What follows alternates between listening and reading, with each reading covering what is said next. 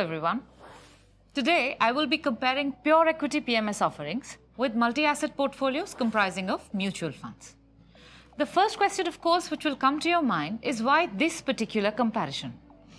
As per data from PMS aggregator platforms, more than 98% of the industry comprises of pure domestic equity-oriented funds.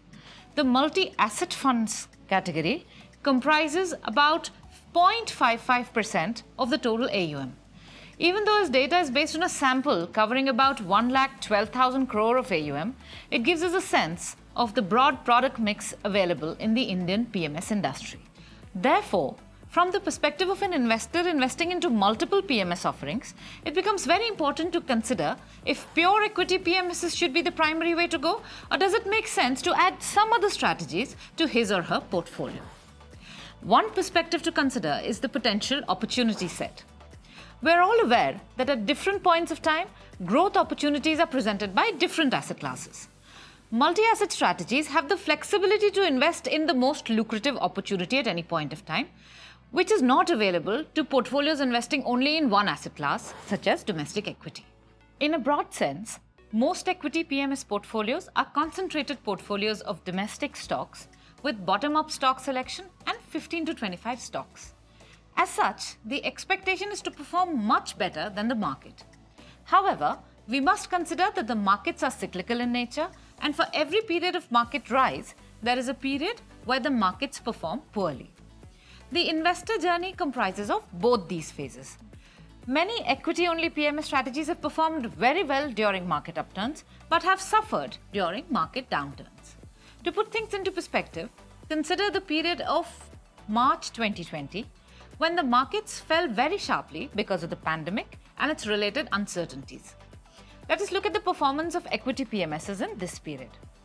If we were to consider the AUM of the PMS strategies as they stand today and take the top 10 largest strategies and consider their performance in a one-year period ending March 2020, you would see that the performance of the funds ranged from minus 11% to minus 30%, with the exception of one fund which generated positive returns during this period.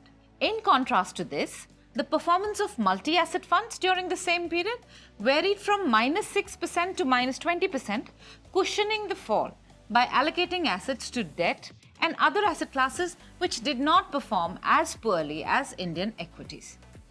Therefore, even if the funds are creating wealth in the long term, the journey of an investor with only domestic equity products in his portfolio is relatively more volatile, and this is one place where the multi-asset strategies have an advantage. By allocating to asset classes which behave differently under a given market condition, they're able to cushion the fall and reduce volatility. In an equity-only portfolio, the primary exposure is to Indian equities, whereas in multi-asset portfolios like those offered by Morningstar, international equity is also included as an asset class. While the Indian markets provide the long-term structural growth story, they only represent about 3% of the global market cap, which means that the rest 97% of the global investment opportunity remains untouched. Multi-asset portfolios, like those offered by Morningstar, offer global exposure as well, which increases the potential of the portfolio to benefit from the performance of global leaders. Now comes the question of having mutual funds as constituents of the multi-asset portfolio. The mutual fund industry in India is quite efficient, with many investment choices across asset classes available at low costs.